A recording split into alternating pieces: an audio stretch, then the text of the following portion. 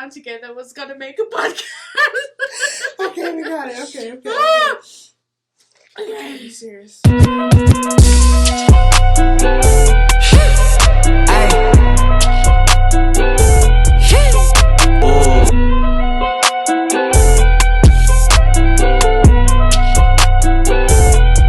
Turn it down, man, the beat too loud. Bet when mama see me, now she proud. Even Steven, he done beat them odds. Far from easy, but I figured it out. Seen a lane, then I paid me a route. Now they pay me just to see me come out. Quarantine over is far from a drought. Anthem ringer, bring them out, bring them out. Hello everybody and welcome back to Hustle Pay the podcast, episode 59.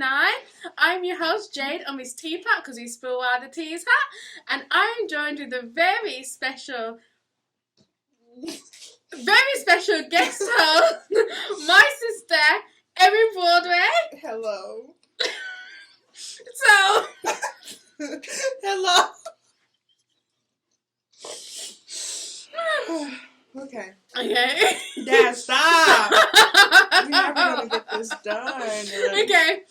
And first of all, I want to say thank you to our 2 new subscribers this week, and I want to remind all of you viewers to make sure you like, comment, share, and subscribe to our channel for episodes. Yeah, go. Excuse me. Put your shirt down, girl. There's too much happening in here right now. My goodness. But I want to thank you so much, Erin, for joining me today. This is really, guys, I'll be totally honest. I don't know how this episode is going to go because I speak to Erin every single day without fail. But I don't think I've spoken to her for longer than 15 minutes at a time. So this will most definitely be our longest conversation we've ever had in the whole 5 years of knowing each other. Mm-hmm. We don't talk for long. No. Erin is not somebody of very many words, but you did want to come on the podcast. Yeah, because she has everybody else on here but me. So that's exactly why she's here today. So thank you for joining me, Erin. How has your week been? Dad, stop. My week has been pretty good. It's gonna be horrible. No, stop! This week has been good. Didn't do much. Hung out with my Shiloh. Okay. Cooked a little bit. Mm-hmm. So we'll talk more about your cooking later on, because that's something that you do for a living, actually. Mm-hmm. So my Stop. My week has been good as well, busy. We had a big event on Saturday. Remember? Yes, Yeah, very big event, which went really well for us at Hustle Pray Eat. And it's just been a busy week in general. Like you guys know, I'm always busy with so many different things, but we are glad to be here today. Shout out to Mark as well. He couldn't be here today, but yeah. Okay. So let's just do what we always do. Let's recap on Sunday's church service. So Sunday we had church outside with 3 different churches mixed together. Mm-hmm. I was running around doing helping with food stuff. Jay can tell you more about the service. Yes, so we had a joint service with local churches that are also in urban ministry. So we had City Life Church, Unison, and of course the Edge. And we actually had an outdoor service, which last week me and P spoke about, and we were dreading it last week. We was like, we do not want to. I don't like outdoor services. But don't you think it went so smoothly? Yeah, everything was so perfect. Mm-hmm. And the sermon was talking about Elijah and Elijah's depression, and the fact that God will still meet you in your lowest and your darkest of times, so not to give up hope, and he still provides for us in very special and unique ways. Elijah was living under the tree, but he'd still be fed every single day. Sometimes we can find ourselves in hardship, and it just seems like, how am I going to get out of this? How am I going to provide for myself? How am I going to live? But God has a plan, and he will meet you where you are. When you feel like you're at your lowest, the Holy Spirit will comfort you. So yeah, it was a great service. And if you are looking for a church where you can experience a non-traditional style of worship. So we are a hip hop church. The mission of the Edge is to reach the hip hop community for Christ. If you're looking for something unconventional but very authentic, very true, and very biblically sound, and you are looking for a church, then come and visit us at 735 Ritzema Court, Southwest Grand Yes. Rapids 49503, or you can watch online on our Facebook page, The Edge Urban Church, and we go live every Sunday at 12 noon. So it'd be good to see you there. So Erin, talking about church, I always Stop! you stop. Talking of church, I always like to hear from people that have had a different upbringing when it comes to church, because as you guys at home probably know, I didn't come to Christ until I was 17. I wasn't brought up in the church. I don't have a ministry family or anything like that. But you are PE's daughter, Yes. so you are part of the first family, so to speak. And you've been in ministry then ever since you were born, Yeah. right? So what has that looked like for you? What has been some of the challenges with that? Because not only are you a pastor's kid, but it's also in a very unconventional, non-traditional type of way. So it's not like you have many people that are in your shoes or have had your experience. So can you talk to us a little bit about your experience growing up in an urban ministry family?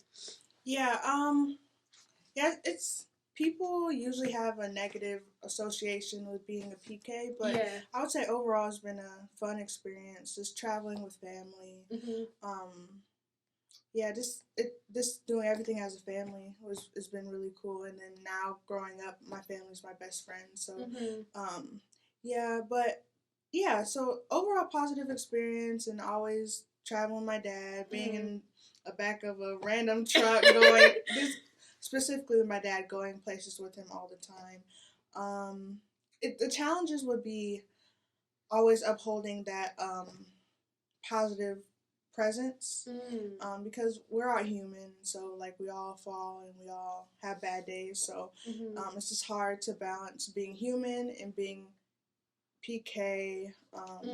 So it's still hard to find that balance, but that's my biggest struggle. And I can see that, because I think a lot of the time when people come to church, especially if they don't have a relationship with God, the pastor's family seems to be that image of what God is, when really that's not true. Like, you guys are still humans, you still have life, you still have hardships, you still have downfalls. And I think that's just a good lesson for people out there, is that remember, people are people, no matter their status, no matter their position in the church.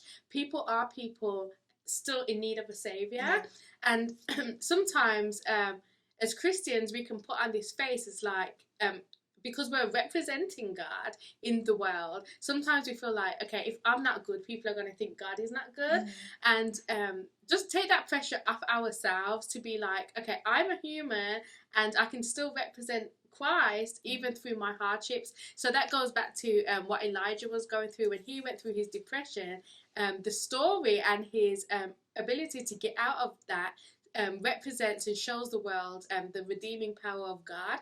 So use your hardships and your downfalls for that reason. But one thing I would say is quite unique to your situation is that the fact that this is an urban church, and with that comes a lot of people that have experienced fatherlessness or have experiences where they don't have a family of their own, and then they come to the Edge and the Edge becomes their family, and in particular PE becomes a lot of people's dad. So what has that been like to you? Because I know you and your dad are super close, like you guys are best friends. So what has that been like, having to share him, like even with me? I think it's been easy. It's come naturally. Have 50,000 brothers that I can't count, but it's just been natural, and we all love each other like we're blood. So it's been pretty cool. No, your family is like so good at sharing each other, which is great for me, because obviously all my family's back home. My dad has passed away, so having PE in my life is so important, and you guys allow that because of it's like you said, it's natural to you because it's been 21 years of that. So that's amazing. So now you're 22 now. Yeah, I'm 22. Yeah. But so, in terms of Hustle Pray Eat, so when Hustle Pray Eat came along, can you talk to us about that from your perspective? It came out of nowhere, really. I remember seeing Mark with the shirt. He came visited from Kentucky. I thought it was somebody else's brand, and then I just started seeing Dad wear them. And I'm like, what? And then, it just came out of nowhere. And then, so when you finally realized what it was, the fact that Mark had made it, what was your thoughts on that? I was proud.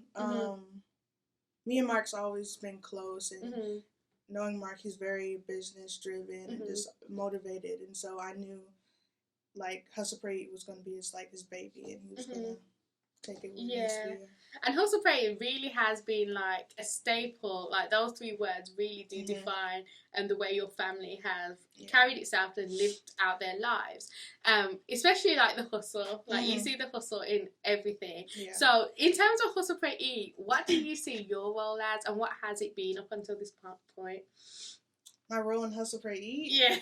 So, I'm pretty much bad at everything. No, you're not. That is such a lie. She's so talented and gifted. No. Don't say that. That's a lie. I'm bad at selling stuff. I can't fold clothes. So, but as of recently, just helping with styling. Can you turn this light a little bit more towards her face, please? I'm too black. There you go. That's better. Thank you. As of recently, helping with styling stuff, doing the fashion show recently. So anything with that. Yeah, anything with styling and helping out, really. I'm bad at it. But that's what I love about the Evans family is when something's happening, we all rally around each other. So in terms of hard work, you are somebody that does work hard, not just for Hustle Pray Eat, but in your own personal life. And you're actually a chef. Yes. She is an amazing chef, by the way. And recently, so you have your own business, Erin's Table. Do you want to tell us about that? So, Erin's Table, I was probably 15, 16, when I launched it. So it's a personal chef company. There's really 3 routes for my business. So personal chef services, I come to your home, make your meals for the week, put it in the fridge or the freezer, and you pop it in an oven. Super convenient service. And then that was great when me and Tony were sick. Oh yeah. I need someone to do it for me. So. And then private dinner. So if you have a date for Valentine's Day, do from 3 to 10 course meal if you want. And then I've done a couple cooking classes, so that's also a part of it. Yeah, so that's Erin's Table, and then recently you've been on this new endeavour to become a private chef. Yes. And we keep mistakenly saying personal chef, and it's been grinding your gears. Just a little bit. So can you tell us, teach us, the public, what is the difference between personal chef and private chef? So start with personal chef. It's usually a person has their own company, and then I don't know, from around 12 clients, they go to everybody's house throughout the day, cook their meals for the week, and put them in a fridge. Usually the meals are normal home cooked meals that people like. And so, but a private chef is those rich people on TV you see, they have someone in their home all day, cook anything they want for them. So they're not shared, so they're just stuck to one family. Stuck to that one family. They're responsible for all the food in the home, and you're pretty much running your own little personal restaurant. The people I'm cooking for now, they want fine dining, so it's pretty much running my own fine dining restaurant. So yeah, it's really fun. That's amazing. So tell us a bit about your journey to that, from the point where you realised that you wanted to be a chef, and then what steps did you have to take to get to where you are now? When did I can't. I would say I wanted to be a chef the moment I went to college. Okay. Before then, I just wanted to be a singer, and chef was a backup thing, more realistic thing to me. So yeah, when I got Do you to still college, want to be a singer? No. I hate it. No. It's not for me. But yeah, so when I stepped into college, I said I wanted to be a I think right away I said personal or private chef. What was your question?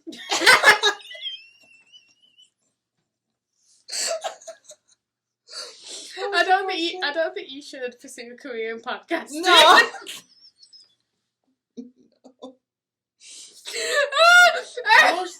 Like, okay, what were your steps? Oh, yeah, college. So what did you do at college? Oh yeah, so it was about 3.5 years. So 1 second, let's rewind a little. What? You're talking to me like we're in the living room.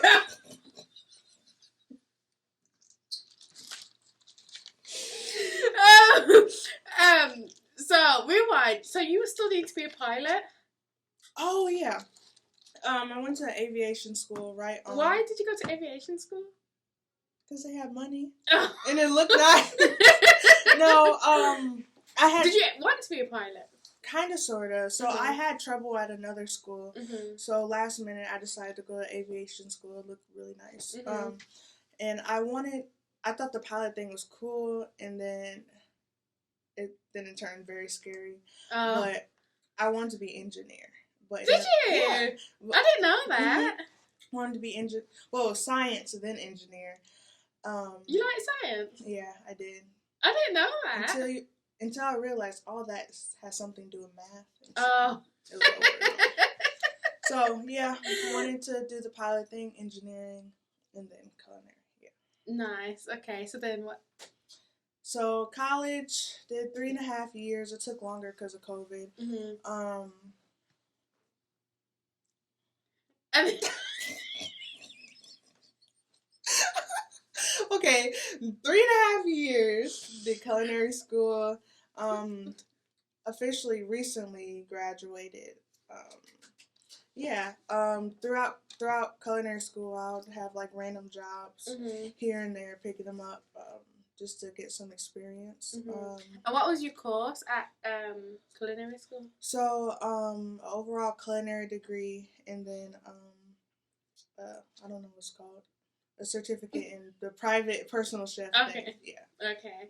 So then, okay. So not only have you like in the past few years graduated school, okay. First of all, what advice would you give to anybody that's pursuing a career in chefing?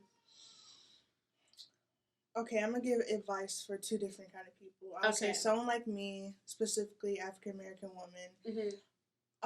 Make your voice known. Usually, if I have a problem or something's going on, I will be vocal about it.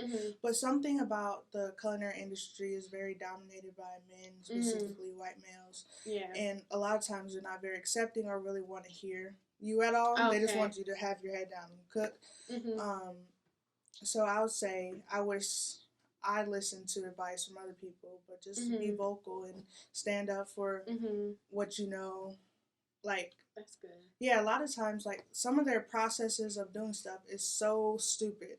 And I would try to tell them, and they weren't trying to listen to me. And, yeah, it was just very hard. So just speak up and don't be ashamed of it. Yeah. But in general, for anybody who pursuing culinary industry, is to keep on pushing. It's not black and white at all. It's a weird career to navigate through because it's not a straight line to what you want. So you have to be patient. I'm learning that right now. And also like gaining experience, right? Because that seems like it's one of the things that as like are some hurdles and roadblocks is like people talking about lack of experience and stuff like that. So how would you, like, what kind of things can people do to gain their experience? I would say from what I've learned, a very long interview process is stay at one job as long as you can. Even if they see you're jumping at jobs for 4 years, they're like, yeah, you're lacking experience. I'm like, I still have the experience. Yeah, just in different places. Yeah, in different places. but yeah, stayed at a job for a long time, and yeah, and just build there and Yeah. So coming up in 10 days. What's happening in 10 days? Who's that? Hello. Oh, is it the baby? Oh, 10 days. Yeah. Oh, what's in 10 days? My anniversary, 1 year married. Yeah, so she's married to Tank the Plumber, Yes. who you guys know and love. Come here, Shy. Come here. She wants you to pick her up, Charity. Aww. That's my goddaughter came and knocked on the door. So in 10 days will be your 1 year anniversary. Yes. Talk to us about marriage.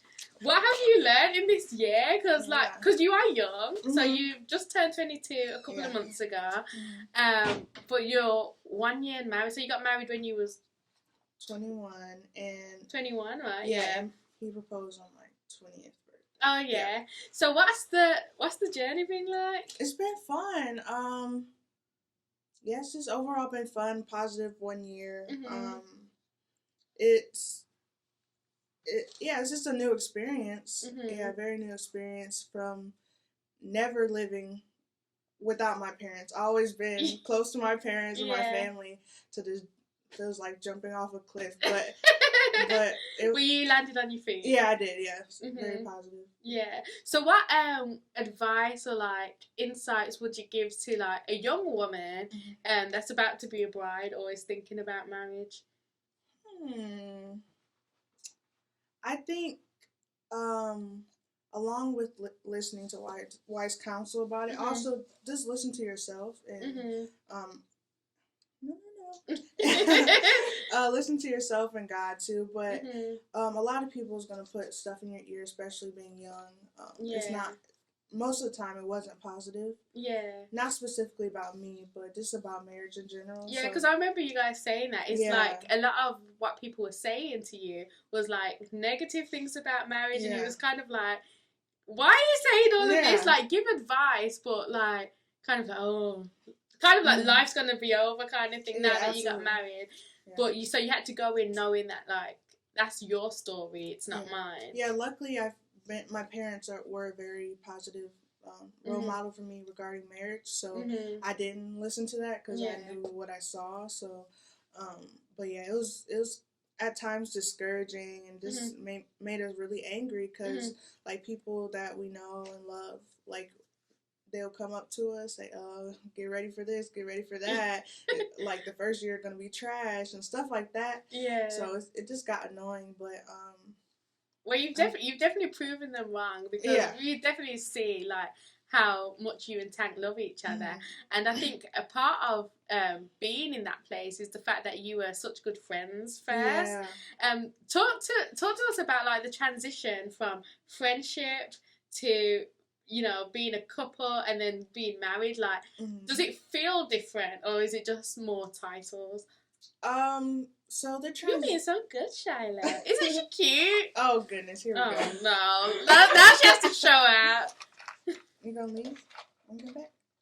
No. Okay. Well, Shyla, come on, come back up here. Yeah. So I'll talk about the transition first. So we're dating. No, before we're dating, we're friends. We met because of IMG. Infinity Music Group. So Erin was a singer in it, and Tank is a rapper. Yeah. So we met on the way to Florida for Flavor Fest, and after that we came really close. We're obviously recording music for IMG often. We built a friendship, really strong friendship, really quickly. That was probably for 6 months or so, and then to his knowledge, he asked me to be his girlfriend. To my knowledge, he just told me he liked me. But after that day, we're April 25th. We started dating, and then what was your question? How has the transition been like? Does it feel different in each stage, or is it just like a titles thing? it was for sure a titles thing. I think, well, obviously, marriage is different, but one thing me and Tank has, probably the reason why everything's been going so good because our tight friendship to begin with. So like, yeah, if we're mad at each other, we're still friends. Like I don't know, it's just weird. Yeah. So yeah, I think it was a lot of just a title thing. Not a lot of things changed other than living with each other and stuff like that. But, yeah. That's awesome, and I think you guys are such like put the poster child of what a nice, happy. No, but I'm saying like an example of the fact that a marriage can be happy, a marriage can be positive, and marriage can include friendship. And I think people see you guys, and we have Mama Dawn and PE who are like a great example. Everybody knows how in love they are, but like for a younger generation, you guys are like, you know, that good example, because it's very rare that you hear such positive things about marriage or people talking so highly of marriage. And I think that's important for even younger people than you guys to be able to see that as well. So what's it like being married to a rapper? And he's so annoying. Because he's not just a rapper when he's on stage. Like he is. So for Christmas, we all got Elf names. Yeah. You were Bratty Elf because she's spoiled. That's why she's here. And then I got Cheeky Elf, and Tank was Elf Rap a Lot. Yeah. So talk to us about that. He's always rapping. Always. Like, it'll be like 2 a.m. He's in the living room jumping around, rapping. I'm like, we have downstairs neighbors. Like, you can't jump. And rapping in the mirror all day. But it's fun. He loves it, and I love that he loves what he does. Yeah. And you guys have music together? Yeah. What's it like creating with him in a musical way? It's actually very hard. People thought it would be like this just easy natural thing. and easy. Yeah, but it's hard because I think Tank doesn't necessarily like my style, and I don't gravitate to his style. So it's hard. I think we have 2 songs. Paranoia and Runaway. Oh wait, yeah, Paranoia, a song that we're working on now. And then old song from when IMG toured. Yeah, it was horrible. What's that song? Have I heard it? It's called Faithful. No, I've not heard that. It's horrible. So yeah. By the way, did you bring snacks thinking you could have your snacks on the podcast? Look, I got hummus and pretzel things. You really thought you were gonna sit here and snack on that one? Yeah. That's how you know. I don't think podcasting is your thing. But yeah. So talking about music though. Oh no! Before we get into the music, there's a section of this podcast called Mark the Bad Guy's Bad News, where he talks about something that needs to be changed, something that needs to be challenged, something that's annoying him, or something that just needs to be spoken about, something that he needs to get off his chest. And I asked Erin to come here today with some bad news. So, take it away, Mrs. Broadway. Yes, I'm Erin the Bad Gal. Erin the Bad Gal. This is a public... What's it called? A public announcement. A public announcement. A little story. Okay. I'm excited because I don't know what you're going to talk about. When I was in high school, I would go to Subway in the morning. I would faithfully be late to school. Sorry, Mom. To go get a Subway breakfast sandwich. Yeah. It was a bacon, egg, and cheese. Oh. It was a bacon, egg, and cheese on flatbread with Parmesan, salt and pepper, and mayo. But the thing with the mayo is, I told them to put the mayo on before they put it in the oven, so the mayo is hot. And every time, someone will say, "You can't put mayo in the oven. You can't cook mayo. That's gross. It'll get you sick." I stopped myself so many times from yelling at people. Do you want to know what's in mayo? And answer yes if you can cook these items. Okay, wait. I think I know what's in there. Okay, what is it? Eggs. Can you cook eggs? Yes. cheese. No. Oh. Okay. No, wait. No. So eggs. You can cook eggs. Mm. Oil. Okay. Yeah. You can heat oil. Yeah. Yeah. Lemon juice. Yeah. Done. Salt and pepper. That's it. Yes, that's mayo. I made mayo like 2 days ago. Really? Yes. You can heat every one of those things. You don't get sick. Why do people think you get sick from eating mayo? Or people are grossed out. You never had a panini before? Like a or a Cubano sandwich? Sorry. That it grinds my gears. So you can heat up mayo. So there you go. For all you people that thought that you cannot heat up mayo, you absolutely, positively can. Mm-hmm. Okay. So now back to the music. So this is the section called Ms Teapot's Cup of Tea, where Mark usually plays me a song that I've never heard before, a Christian hip hop song, and gets my honest opinions on it because he's trying to introduce me to more Christian hip hop, and I am very picky and particular and opinionated when it comes to rap music. Period. So. You picked a song for me. Yeah, it's... What's it called? I wouldn't say it's hip-hop. It's like Christian R&B. Oh, okay. You know Canton Jones. Yeah, I think Mark's played me a Canton Jones song. Yes.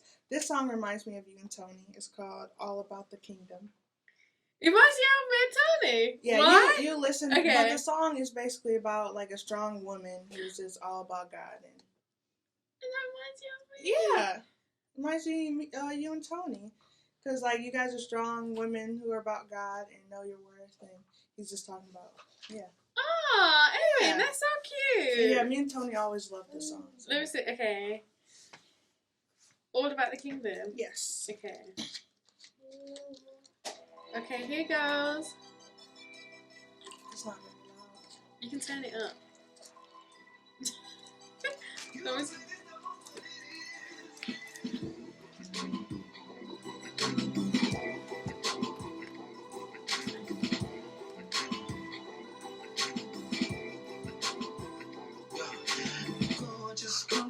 High self-esteem, don't have to depend on the man to buy her. Think she got her own job and got her own car. And she ain't Hollywood, but I promise she's a star. And yeah, she ain't in the drama. I get for the limo ride and still rock shot up in the Hummer. She's in her career and she takes life serious, but still can take a joke. Eddie Murphy delirious. Oh my God, look at her smile.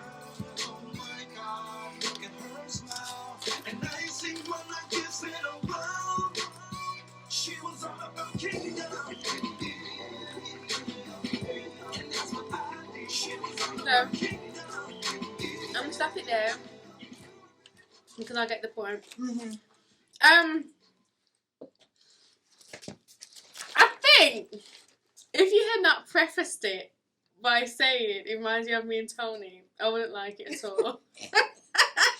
It's a really old song. Because it's very cheesy sounding to me. Is. And it's quite happy. Uh-oh. It's happy and I don't like happy music. Remember I told you that? You want me to play NF or something? No. But it's cheerful, but I love the message. I love the fact that you think it reminds you of me and Tony. Yeah. So, I would say because of that reason, it was Jade's cup of tea.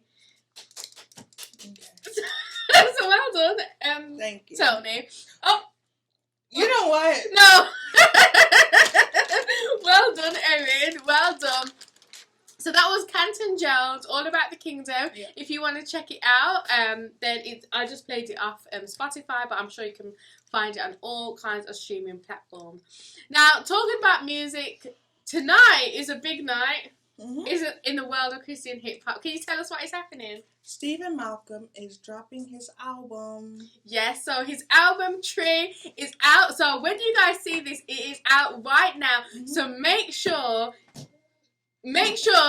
you go and check it out because this is a long anticipated album. Mm-hmm. It's his first album in 3 years. Is it? Yeah, he had the COVID. Yeah, he did have the EP. Is that what you call it? Oh yeah. He had the EP, All Is True. But this is the album that we've all been waiting for, featuring Snoop Dogg is on there. And Uncle Snoop. Fun fact, I'm on there. No, you're not. I actually am. I'm on the song Believe in Me. What are you saying? I'm part of the crowd vocal. It's it's me, Tank, and Sticks. I feel left out. You can ask him next time to put you on there. But yeah, that's my little fun fact that I am on an album with Snoop Dogg and Stephen Malcolm. That's. I'm mad. I want to be on an album with Uncle Snoop. But yes, make sure you guys go and check it out because it's going to be great. Have you heard any of it? Yes. Have you got a favourite song so far? I gotta look at the list. Okay, go and look at this. Oh, goodness gracious. Put me on the spot. You gotta answer. Answer my question. Stephen Malcolm.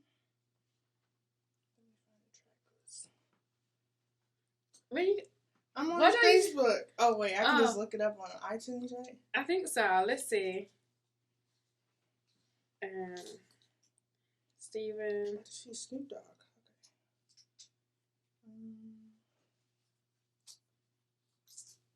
Now I got the glory. Is that going to be on the album? Yes, Okay. it says glory on me.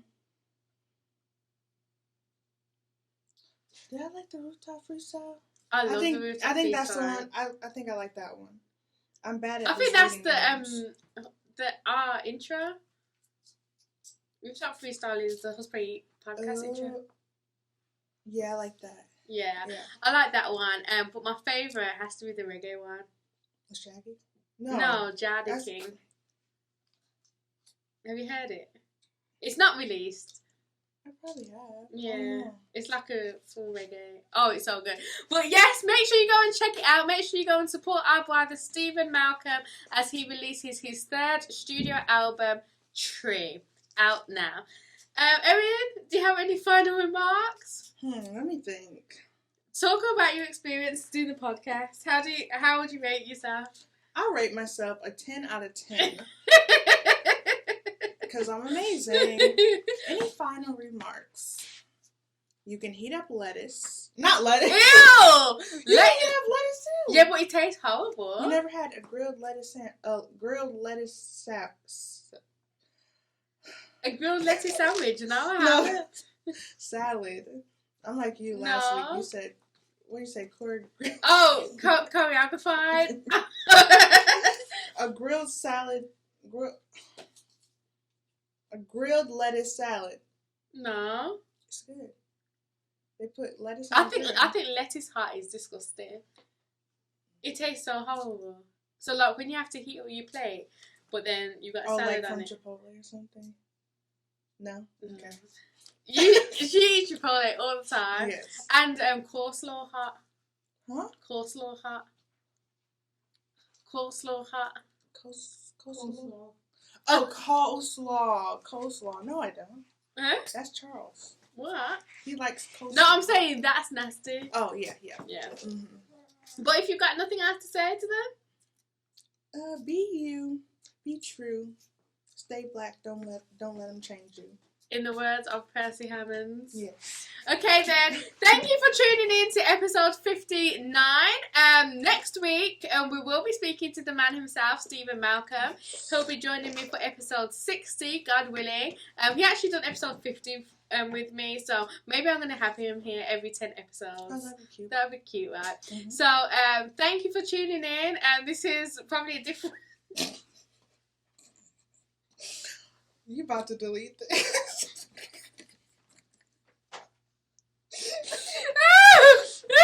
I think it's... I'm not going to delete it. But,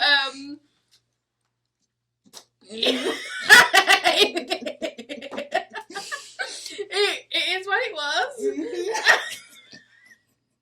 You can now stop telling me that I leave you out. Okay. Yeah?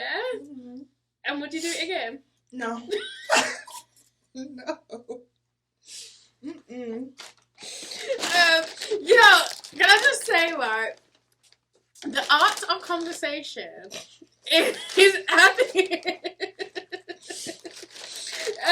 It was hard work. That was hard work, but